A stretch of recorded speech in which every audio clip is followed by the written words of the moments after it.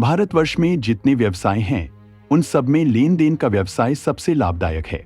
आमतौर पर सूद की दर 25 रु सैकड़ा सालाना है। प्रचुर स्थावर या जंगम संपत्ति पर 12 रु सैकड़े सालाना सूद लिया जाता है। इससे कम ब्याज पर रुपया मिलना प्रायः असंभव है। बहुत कम ऐसे व्यवसाय हैं जिनमें 15 रु सैकड़े से अधिक लाभ हो, और वह भी बिना किसी झंझट के। उस पर नजराने की रकम अलग, लिखाई दलाली अलग, अदालत का खर्चा अलग। ये सब रकमें भी किसी न किसी तरह महाजन ही की जेब में जाती हैं। यही कारण है कि यह लेन देन का धंधा इतनी तरक्की पर है। वकील, डॉक्टर, सरकारी कर्मचारी, जमींदार, कोई भी जिसके पास कुछ फालतू धन हो यह व्यवसाय कर सकता है। अपनी पूंजी का सदुपयोग का यह सर्वोत्तम साधन है। लाला दाऊदयाल भी इसी श्रेणी के महाजन थे। वह कचहरी में मुख्तारगिरी करते थे और जो कुछ बचत होती थी उसे 25-30 रुपए सैकड़ा वार्षिक ब्याज पर उठा देते थे। उनका व्यवहार अधिकतर निम्न श्रेणी के मनुष्यों से ही रहता था। उच्च वर्ण वालों से वह चौकन्ने रहते थे, उन्हें अपनी आप फटकने ही न देते थे। उनका कहना था, और प्रत्येक व्यवसायी पुरुष उसका समर्थन करता है, कि ब्राह्मण, क्षत्रिय या कायस्थ को रुपए देने से यह कहीं अच्छा है कि रुपया कुएं में डाल दिया जाए। इनके पास रुपए लेते समय तो बहुत संपत्ति होती है, लेकिन रुपया हाथ में आते ही वह सारी संपत्ति गायब हो जाती है। उस पर पत्नी, पुत्र या भाई का अधिकार हो जाता है, अथवा यह प्रकट होता है कि उस संपत्ति का अस्तित्व ही न था। इनकी कानूनी व्यवस्थाओं के सामने बड़े बड़े नीतिशास्त्री के विद्वान भी मुंह की खा जाते हैं। लाला दाऊदयाल एक दिन कचहरी से घर आ रहे थे। रास्ते में उन्होंने एक विचित्र घटना देखी। एक मुसलमान खड़ा अपनी गऊ बेच रहा था और कई आदमी उसे घेरे खड़े थे। कोई उसके हाथ में रुपए रखे देता था, कोई उसके हाथ से गऊ की पगहिया छीनने की चेष्टा करता था। किंतु वह गरीब मुसलमान एक बार उन ग्राहकों के मुंह की ओर देखता था और कुछ सोचकर पगहिया को और भी मजबूत पकड़ लेता था। गऊ मोहनी रूप थी, छोटी सी गर्दन, भारी पुट्ठे और दूध से भरे हुए थन थे। पास ही एक सुंदर बलिष्ठ बछड़ा गऊ की गर्दन से लगा हुआ खड़ा था। मुसलमान बहुत क्षुब्ध और दुखी मालूम होता था। वह करुण नेत्रों से गऊ को देखता और दिल मसोस कर रह जाता था। दाऊदयाल गऊ को देखकर रीझ गए। पूछा, क्यों जी, ये गऊ बेचते हो? क्या नाम है तुम्हारा? मुसलमान ने दाऊदयाल को देखा तो प्रसन्न मुख उनके समीप जाकर बोला, हाँ हजूर, बेचता हूँ। दाऊ, कहाँ से लाए हो? तुम्हारा नाम क्या है? मुस नाम तो है रहमान, पचौली में रहता हूँ। दाऊ, दूध देती है? मुसा, हजूर, एक बेला में 3 सिर दूह लीजिए, अभी दूसरा ही तो बेत है। इतनी सीधी है कि बच्चा भी दूह ले। बच्चे पैर के पास खेलते रहते हैं, पर क्या मजाल के सिर भी हिलावे। दाऊ, कोई तुम्हें यहां पहचानता है? मुख्तार साहब को शुबहा हुआ कि कहीं चोरी का माल ना हो। मुस, नहीं हजूर, गरीब आदमी हूं, मेरी किसी से जान पहचान नहीं है। दाऊ, क्या दाम मांगते हो? रहमान ने 50 रूह बतलाए, मुख्तार साहब को 30 रूह का माल जचा। कुछ देर तक दोनों ओर से मोल भाव होता रहा। एक को रुपयों की गरज थी और दूसरे को गऊ की चाह। सौदा पटने में कोई कठिनाई न हुई। 35 रूह पर सौदा तय हो गया। रहमान ने सौदा तो चुका दिया, पर अब भी वह मोह के बंधन में पड़ा हुआ था। कुछ देर तक सोच में डूबा खड़ा रहा, फिर गऊ को लिए मंद गति से दाऊदयाल के पीछे पीछे चला। तब एक आदमी ने कहा, अबे हम 36 रूह देते हैं, हमारे साथ चल। रहमान नहीं देते तुम्हें? क्या कुछ जबरदस्ती है? दूसरे आदमी ने कहा, हमसे 40 रूह ले ले, अब तो खुश हुआ। ये कहकर उसने रहमान के हाथ से गाय को ले लेना चाहा, मगर रहमान ने हामी न भरी। आखिर उन सब ने निराश होकर अपनी राह ली। रहमान जब जरा दूर निकल गया तो दाऊदयाल से बोला, हजूर, आप हिंदू हैं, इसे लेकर आप पालेंगे, इसकी सेवा करेंगे। ये सब कसाई हैं, इनके हाथ में 50 रूह को भी कभी न बेचता। अब बड़े मौके से आ गए, नहीं तो ये सब जबरदस्ती से गऊ को छीन ले जाते। बड़ी विपत में पड़ गए हूँ सरकार, तब यह गाय बेचने निकला हूँ, नहीं तो इस घर की लक्ष्मी को कभी न बेचता। इसे अपने हाथों से पाला पोसा है, कसाईयों के हाथ कैसे बेच देता? सरकार, इसे जितनी ही खली देंगे उतना ही यह दूध देगी। भैंस का दूध भी इतना मीठा और गाढ़ा नहीं होता। हुजूर से एक अर्ज और है, अपने चरवाहे को डांट दीजिएगा कि इसे मारे पीटे नहीं। दाऊदयाल ने चकित होकर रहमान की ओर देखा। भगवान, इस श्रेणी के मनुष्य में भी इतना सौजन्य, इतनी सहृदयता है। यहाँ तो बड़े बड़े तिलक त्रिपुंडधारी महात्मा कसाईयों के हाथ गवे बेच जाते हैं, 1 पैसे का घाटा भी नहीं उठाना चाहते, और यह गरीब 5 रूह का घाटा सहकर इसलिए मेरे हाथ गऊ बेच रहा है कि यह किसी कसाई के हाथ न पड़ जाए। गरीबों में भी इतनी समझ हो सकती है। उन्होंने घर आकर रहमान को रुपए दिए। रहमान ने रुपए गांठ में बांधे। एक बार फिर गऊ को प्रेम भरी आंखों से देखा और दाऊदयाल को सलाम करके चला गया। रहमान एक गरीब किसान था और गरीब के सभी दुश्मन होते हैं। जमींदार ने इजाफा लगान का दावा दायर किया था। उसी की जवाबदेही करने के लिए रुपयों की जरूरत थी। घर में बैलों के सिवा और कोई संपत्ति न थी। वह इस गऊ को प्राणों से भी प्रिय समझता था, पर रुपयों की कोई तदबीर न हो सकी तो विवश होकर गाय बेचनी पड़ी। पचौली में मुसलमानों के कई घर थे। अब की कई साल के बाद हज का रास्ता खुला था।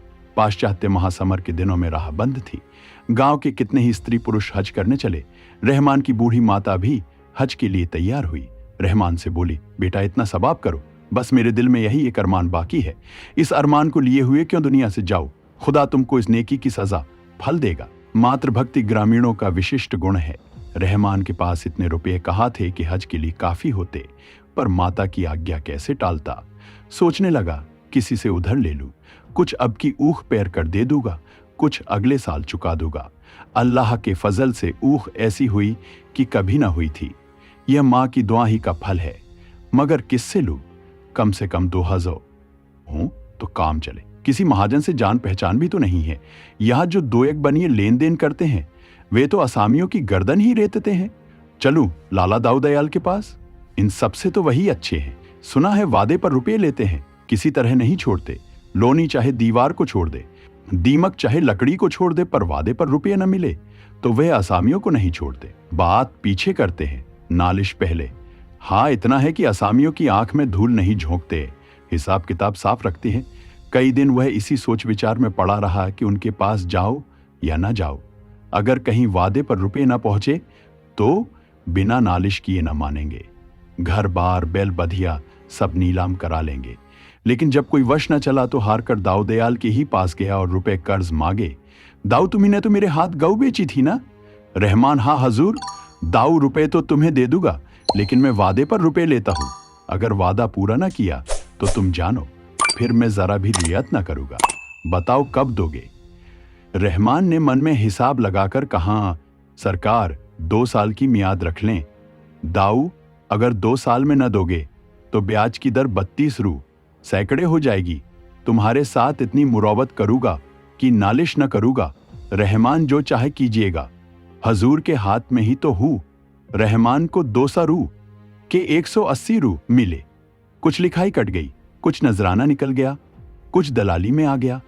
घर आया, थोड़ा सा गुड़ रखा हुआ था, उसे बेचा और स्त्री को समझा बुझाकर माता के साथ हज को चला। मियाद गुजर जाने पर लाला दाऊदयाल ने तकाजा किया। एक आदमी रहमान के घर भेजकर उसे बुलाया और कठोर स्वर में बोले, क्या अभी 2 साल नहीं पूरे हुए?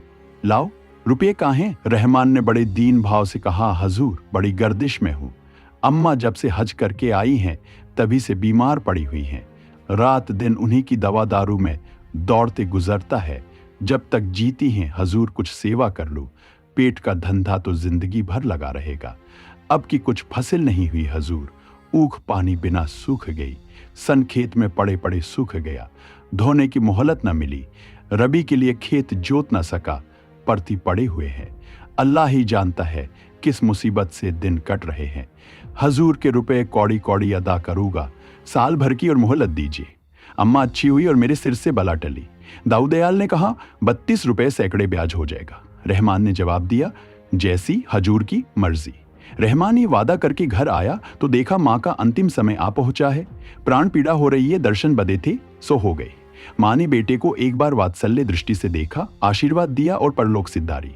रहमान अब तक गर्दन तक पानी में था, अब पानी सिर पर आ गया।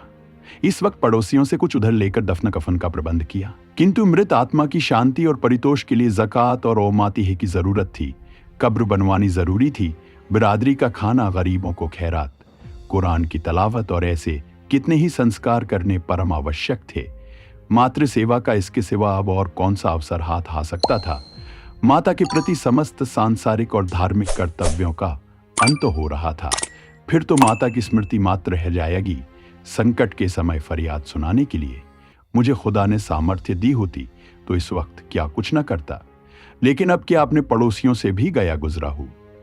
उसने सोचना शुरू किया, रुपए लाऊं कहां से? अब तो लाला दाऊदयाल भी न देंगे। एक बार उनके पास जाकर देखूं तो सही, कौन जाने मेरी विपत का हाल सुनकर उन्हें दया आ जाए। बड़े आदमी हैं, कृपा दृष्टि हो गई तो 100-200 उनके लिए कौन बड़ी बात है। इस भांति मन में सोच विचार करता हुआ वह लाला दाऊदयाल के पास चला। रास्ते में एक एक कदम मुश्किल से उठता था। कौन मुंह लेकर जाऊं? अभी 3 ही दिन हुए हैं, साल भर में पिछले रुपए अदा करने का वादा करके आया हूं। अब जो 200 रू और मांगूंगा तो वह क्या कहेंगे? मैं ही उनकी जगह पर होता तो कभी ना देता। उन्हें जरूर संदेह होगा कि यह आदमी नियत का बुरा है, कहीं दुत्कार दिया, घुड़की अधीन तो पूछें, तेरे पास ऐसी कौन सी बड़ी जायदाद है जिस पर रुपए की थैली दे दूं? तो क्या जवाब दूंगा? जो कुछ जायदाद है वह यही दोनों हाथ हैं, उसके सिवा यहां क्या है? घर को कोई सेंत भी ना पूछेगा। खेत हैं तो जमींदार के उन पर अपना कोई काबू ही नहीं। बेकार जा रहा हूं, वहां धक्के खाकर निकलना पड़ेगा, रही सही आबरू भी मिट्टी में मिल जाएगी। परंतु इन निराशाजनक शंकाओं के होने पर भी वो धीरे धीरे आगे बढ़ा चला जाता था, जैसे कोई अनाथ विधवा थाने फरियाद करने जा रही हो। लाला दाऊदयाल कचहरी से आकर अपने स्वभाव के अनुसार नौकरों पर बिगड़ रहे थे। द्वार पर पानी क्यों नहीं छिड़का? बरामदे में कुर्सियां क्यों नहीं निकाल रखी? इतने में रहमान सामने जाकर खड़ा हो गया। लाला साहब झल्लाए तो बैठे थे, रुष्ट होकर बोले, तुम क्या करने आए हो जी? क्यों मेरे पीछे पड़े हो? मुझे इस वक्त बातचीत करने की फुर्सत नहीं है। रहमान कुछ न बोल सका। यह डांट सुनकर इतना हताश हुआ कि उल्टे पैरों लौट पड़ा। हुई ना वही बात, यही सुनने तो मैं आया था। मेरी अक्ल पर पत्थर पड़ गए थे। दाऊदयाल को कुछ दया आ गई। जब रहमान बरामदे के नीचे उतर गया तो बुलाया। जरा नर्म होकर बोले, कैसे आए थे जी? क्या कुछ काम था? रहमान नहीं सरकार, यूं ही सलाम करने चला आया था। दाऊ, एक कहावत है, सलामे रोस्ताई बेचरज नेस्त, किसान बिना मतलब के सलाम नहीं करता। क्या मतलब है कहो? रहमान फूट फूट कर रोने लगा। दाऊदयाल ने अटकल से समझ लिया, इसकी मां मर गई। पूछा, क्यों रहमान, तुम्हारी मां सिद्धार्थ तो नहीं गई? रहमान, हाँ हुजूर, आज 3रा दिन है। दाऊ, रोना रोने से क्या फायदा? सब्र करो, ईश्वर को जो मंजूर था वह हुआ। ऐसी मौत पर गम न करना चाहिए। तुम्हारे हाथों उनकी मिट्टी ठिकाने लग गई। अब और क्या चाहिए? रहमान, हुजूर, उच्च अर्ज करने आया हूं मगर हिम्मत नहीं पड़ती। अभी पिछला ही पड़ा हुआ है और अब किस मुंह से मांगू? लेकिन अल्लाह जानता है, कहीं से एक पैसा मिलने की उम्मीद नहीं और काम ऐसा आ पड़ा है कि अगर ना करूं तो जिंदगी भर पछतावा रहेगा। आपसे कुछ कह नहीं सकता, आगे आप मालिक हैं। यह समझ कर दीजिए कि कुएं में डाल रहा हो। जिंदा रहूंगा तो एक एक कौड़ी मैसूद की अदा कर दूंगा, मगर इस घड़ी नहीं ना कीजिएगा। दाऊ 300 तो हो गए, 200 फिर मांगते हो। 2 साल में कोई 700 रुपए हो जाएंगे, इसकी खबर है या नहीं? रहमान, गरीब परवर, अल्लाह दे तो 2 बीघे ऊख में 500 आ सकते हैं। अल्लाह ने चाहा तो मियाद के अंदर आपकी कौड़ी कौड़ी अदा कर दूंगा। दाऊदयाल ने 200 रुपए फिर दे दिए। जो लोग उनके व्यवहार से परिचित थे, उन्हें उनकी इस रियायत पर बड़ा आश्चर्य हो रहा था। खेती की हालत अनाथ बालक की सी है। जल और वायु अनुकूल हुए तो अनाज के ढेर लग गए। इनकी कृपा न हुई तो लहलहाते हुए खेत कपटी मित्र की भांति दगा दे गए। ओला और पाला, सूखा और बाढ़, टिड्डी और लाही, दीमक और आधी से प्राण बचे तो फसल खलिहान में आई, और खलिहान से आग और बिजली दोनों ही का बैर है। इतने दुश्मनों से बची तो फसल नहीं तो फैसला। रहमान ने कलेजा तोड़कर मेहनत की, दिन को दिन और रात को रात न समझा। बीवी बच्चे दिलोजान से लिपट गए। ऐसी ऊख लगी कि हाथी घुसे तो समा जाए। सारा गांव दांतों तले उंगली दबाता था। लोग रहमान से कहते, यार अब की तुम्हारे पौ बारे हैं, हारे दर्जे 700 कहीं नहीं गए, अब की बेड़ा पार है। रहमान सोचा करता, अब की ज्यों ही गुड़ के रुपए हाथ आए सबके सब ले जाकर लाला दाऊदयाल के कदमों पर रख दूंगा। अगर वह उसमें से खुद 2-4 रुपए निकाल कर देंगी तो ले लूंगा, नहीं तो अब की साल और चूनी छोकर खाकर काट दूंगा। मगर भाग्य के लिखे को कौन मिटा सकता है। अगहन का महीना था। रहमान खेत की मेट पर बैठा रखवाली कर रहा था। ओढ़ने को केवल एक पुराने गाढ़े की चादर थी, इसलिए ऊख के पत्ते जला दिए थे। सहसा हवा का एक ऐसा झोंका आया कि जलते हुए पत्ते उड़कर खेत में जा पहुंचे। आग लग गई। गांव के लोग आग बुझाने दौड़े, मगर आग की लपटें टूटते तारों की भांति एक हिस्से से उड़कर दूसरे सिर पर जा पहुंचती थी। सारे उपाय व्यर्थ हुए। पूरा खेत जलकर राख का ढेर हो गया और खेत के साथ रहमान की सारी अभिलाषाएं नष्ट भ्रष्ट हो गईं। गरीब की कमर टूट गई, दिल बैठ गया, हाथ पांव ढीले हो गए। परोसी हुई थाली सामने से छिन गई। घर आया तो दाऊ दयाल के रुपयों की फिक्र सिर पर सवार हुई। अपनी कुछ फिक्र न थी, बाल बच्चों की भी फिक्र न थी। भूखों मरना और नंगे रहना तो किसान का काम ही है। फिक्र कर्ज की। दूसरा साल बीत रहा है। 2-4 दिन में लाला दाऊ दयाल का आदमी आता होगा। उसे कौन मुंह दिखाऊगा? चलकर उन्हीं से चिरौरी करूं कि साल भर की मोहलत और दीजिए। लेकिन साल भर में तो 700 के 900 हो जाएंगे। कहीं नालिश कर दी तो 1000 ही समझो। साल भर में ऐसी क्या हुन बरस जाएगी? बेचारे कितने भले आदमी हैं, 200 रुपए उठाकर दे दिया। खेत भी तो ऐसे नहीं कि बैर रिहन करके आबरू बचाओ। बैल भी ऐसे कौन से तैयार हैं कि 200-400 मिल जाए। आधे भी तो नहीं रहे। अब इज्जत खुदा के हाथ है। मैं तो अपनी सी करके देख चुका। सुबह का वक्त था। वह अपने खेत की मेड़ पर खड़ा अपनी तबाही का दृश्य देख रहा था। देखा, दाऊ दयाल का चपरासी कंधे पर लट्ठ रखे चला आ रहा है। प्राण सूख गए। खुदा, अब तू ही इस मुश्किल को आसान कर। कहीं आते ही आते गालियां न देने लगे, या अल्लाह कहां छिप जाओ। चपरासी ने समीप आकर कहा, रुपया लेकर देना नहीं चाहते? मियाद कल गुजर गए, जानते हो ना सरकार की।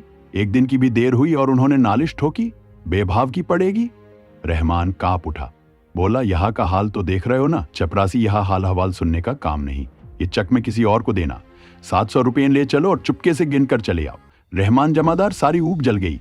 अल्लाह जानता है, अब की कौड़ी कौड़ी बेबाक कर देता। चपरासी, मैं ये कुछ नहीं जानता। तुम्हारी ऊख का किसी ने ठेका नहीं लिया। अभी चलो, सरकार बुला रहे हैं। यह कहकर चपरासी उसका हाथ पकड़कर घसीटता हुआ चला। गरीब को घर में जाकर पगड़ी बांधने का मौका न दिया। 5 कोस का रास्ता कट गया और रहमान ने एक बार भी सिर न उठाया। बस रह कर या अली मुश्किल कुशा उसके मुंह से निकल जाता था। उसे अब इस नाम का भरोसा था, यही जब हिम्मत को संभाले हुए था। नहीं तो शायद वह वहीं गिर पड़ता। वह नैराश्य की उस दशा को पहुंच गया था जब मनुष्य की चेतना नहीं, उपचेतना शासन करती है। दाऊ दयाल द्वार पर टहल रहे थे। रहमान जाकर उनके कदमों पर गिर पड़ा और बोला, खुदाबंद, बड़ी विपत पड़ी हुई है।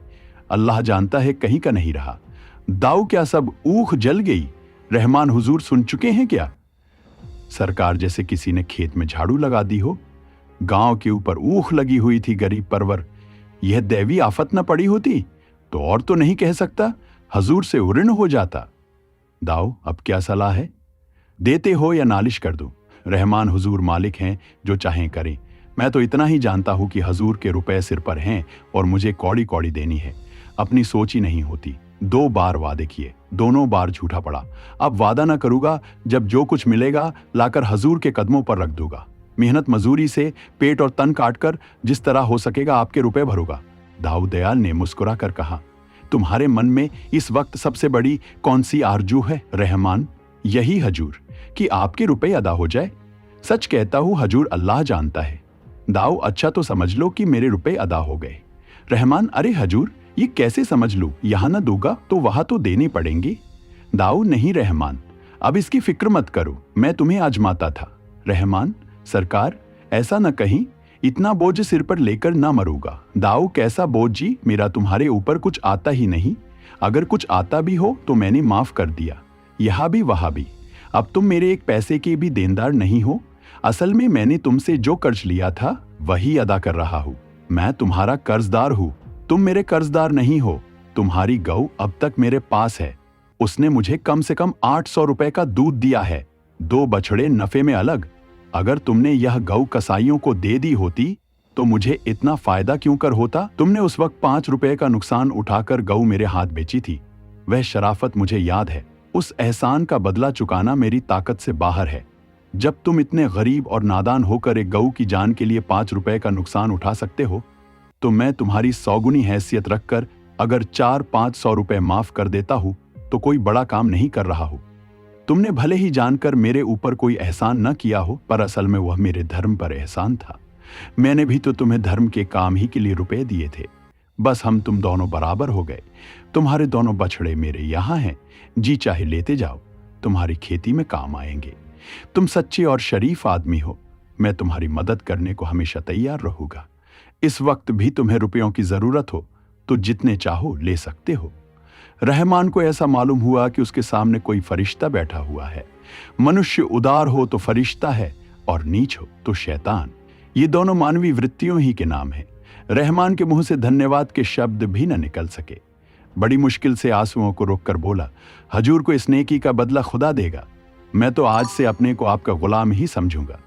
दाऊ नहीं जी, तुम मेरे दोस्त हो। रहमान नहीं हजूर, गुलाम। दाऊ, गुलाम छुटकारा पाने के लिए जो रुपये देता है उसे मुक्तिधन कहते हैं। तुम बहुत पहले मुक्तिधन अदा कर चुके, अब भूलकर भी यह शब्द मुंह से न निकालना। दोस्तों, कहानी यहीं समाप्त होती है। अगर आपको कहानी पसंद आई हो तो इसे लाइक करें, अपने दोस्तों के साथ शेयर करें और हमारे चैनल हिंदी वाली स्टोरी को सब्सक्राइब करना न भूलें। धन्यवाद।